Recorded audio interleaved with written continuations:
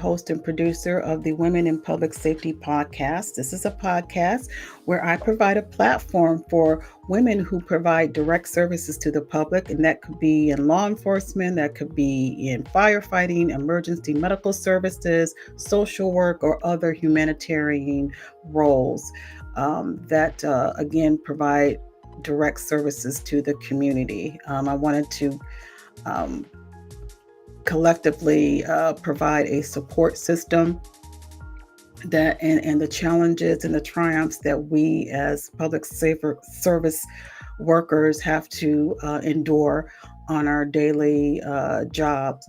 So, welcome. This is episode number 8, and today I want to talk about the mental health journey that we as women who work in these type of fields have to endure uh, as a public safety worker. So there are various challenges in our mental state that we deal with every day on our jobs.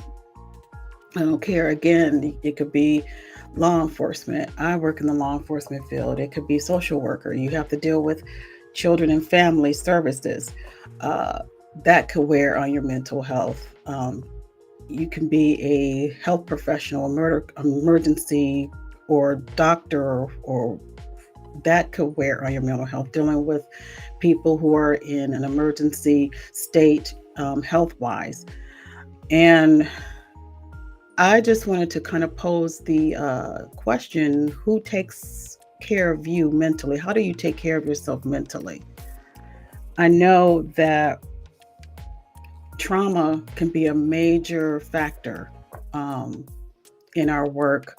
You can take on the traumatic experience that you are dealing with when you're helping someone else. It's called vicarious trauma uh, in mental health terms, counseling terms. By the way, I do have a master's degree in forensic psychology. So I work with in my profession as a law enforcement officer. I sometimes have to use my go back and use my psychology uh, degree to kind of do the job that I need to do. But it mental health is very serious. I think last week I spoke about how we are dealing with of people, the populations that we serve, who are going undiagnosed with mental health issues. But what about us? Many of us have experienced depression. I know I have. Anxiety. Some may, say they're bipolar, antisocial personality disorders. There's all sorts of issues. There are sorts of mental health issues that we as workers are dealing with, and sometimes we are dealing with it in silence because we don't want, people to know that we also have issues, and especially in the field that we're working in, that could be a potential issue as far as our jobs concerned. So I wanted to kind of talk about how are you handling depression if you are depressed. Uh, let's face it, we're not dealing with all the time. Most of our jobs are dealing with people that are in a gloom and doom state. Very rarely do we have, our jobs are, sunshine and roses. It's not. We are dealing with people in a crisis situation. So, you can't help but to not feel some kind of effect from that every day when off duty or when you're home from work.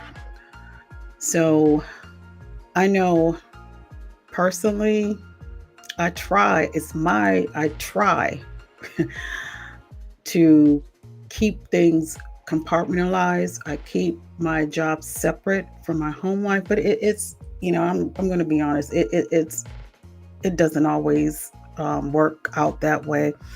And matter of fact, lately, it's been, an ongoing struggle for me to just let things go at work, and then I'll deal with it, the next day and bring it home. I bring it home all the time, I'm sorry to say. And, how do you, deal with that? I know, sometimes, family members just don't understand because they really don't know what you deal with, what you have to go through every day. And then when you talk to them about it, they're like, well, just leave it at work. You can't always do that. You can't always do, because it affects you so much. Um, Especially as a social worker, when you are going in and removing children who have been severely abused, um, how can you leave that at work when you see the horrific things that are going on inside a home? I know, in my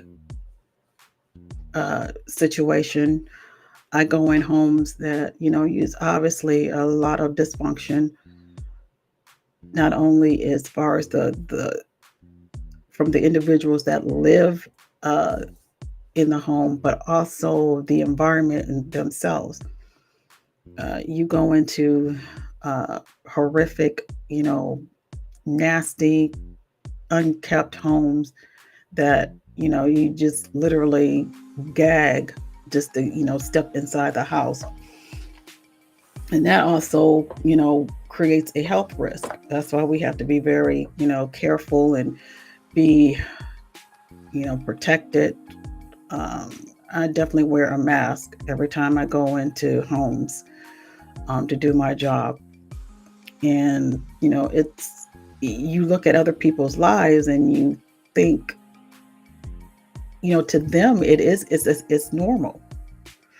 I'm not trying to be judgmental or anything, but they sit there and live in filth all day, but that's their normalcy.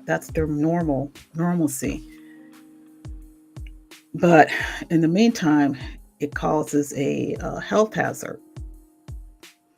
And so you come home and you deal with that. I've been in some really you know bad situations in that respect. So how do I deal with it? And when I get home, I try to de-stress, um, by doing things that are I consider in my Zen moment. I do things that I know that kind of puts me in a different mindset, that I'm not thinking about what I had to deal with during the day. So I have other hobbies that I try to do, even if it's just for a few minutes a day. I can't, really engage in the things that I really want to do because of time and the way I work and everything. But when I take that little moment to myself, I try to just, do things that I enjoy doing that kind of puts me in a better frame of mind. Also, you are more than encouraged to talk to someone or talk to a professional. There's nothing like having someone to acknowledge, your uh, what you're going through, and really understands and shows empathy to what you're dealing with, what you have to deal with every day. So, I mean, there's nothing wrong. And I think we as women now, I think nowadays in these times, I mean, it's very much needed that we go, talk to a professional. I know back in the day, you always, going to a therapist or a counselor, or you're considered crazy. That's no more that stigma. I think the stigma is has gotten a lot better. Uh, people don't think of that as a stigma anymore, but more of a necessity because we're going through so much, not only on our work, on our jobs, but also, it falls over into our personal lives.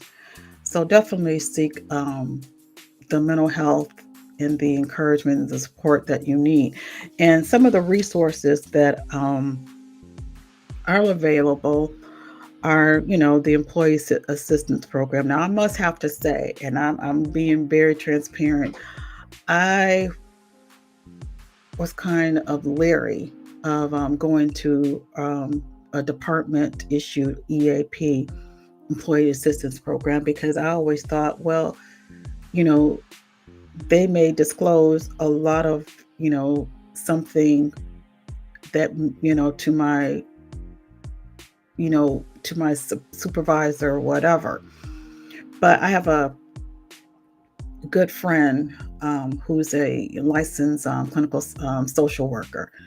And we were talking about, you know, our issues of work issues and our mental health and how we take care of our mental health.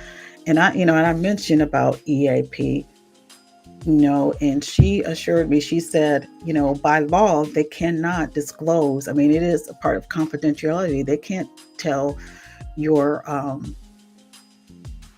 employers, things that they discuss. Um, it's just a resource that the company has provided for their employees to utilize, but they can't, divulge any type of information to that employer about what is discussed. I mean, that's a violation of confidentiality. So, but a matter of fact, I'm gonna have her come on as a guest so she can um, talk about the employee assistance program more in depth. So that would be in the future. So tune in for that. Also, there could be peer support programs within your department or your organization. I know the state has that for us, which I didn't even know about until recently, that they had a peer support where they had certain people, key people, which another peer who went through actual training, um, and they are like a source of information where they can refer you to different type of other services or resources that you may need. And it's not necessarily including mental health, but it also can include personal issues. You may have issues with family members, or resources that you need, that if you're taking care of a loved one, that you need outside assistance. They can point you to that particular resource, that possible resources that could help you. So it's not just for work related issues, it's also for your personal life as well. So that's a good resource to tap into if your department offers that. And also, I myself have created, and besides having this podcast, I've created a Women in Public Safety private Facebook group, and I would, strongly invite you to join. It's on our Facebook. Just look up Facebook and then groups, and then type in Women in Public Safety. And you are more than welcome to just please answer the 3 questions in order to be approved and accepted into the group. Again, this is about providing support with like-minded individuals who are going through the same things, that similar issues that we, in various professions, but yet we are dealing with the same type issues. And it's just a way to provide each other some kind of support and empathy. Or you may ask a question that another person in another profession may can point you to the answer to what you are asking. So you never know who you might meet in the group. And it's a judgment-free zone. I do not tolerate, bullying. I do not tolerate any kind of judgmental interaction in the post. So it's just, us as women um, coming together and providing each other support. So I want to hear from you guys. What mental health, traumatic issues that you may be experiencing, and how are you addressing those mental health issues? Um, and are you able to reach out to your employer for assistance, or are you suffering in silence? Which I hope you're not. I'm encouraging you to get the help that you need to take care of yourself, because it's all about, we have to take care of ourselves first in order to take care of others. And that's going to be my mantra throughout the whole, podcast and through my Facebook group. It's about taking care of yourself first before you take care of others. So I'd like to hear feedback from you. If you would like to be a guest on my podcast, I'm always looking for a podcast guest that we can, who actually can want to share their stories or their experience in their whatever profession that they're in. Please email me. It's on the screen there, publicsafetybywomen@gmail.com. Reach out to me, and let's set up a time for us to discuss your story, and then we can proceed from there. But in closing, I encourage everybody to just please, please, please take care of yourself before you take care of others. Stay safe and be blessed. And I will speak with you next week. All right. Bye for now.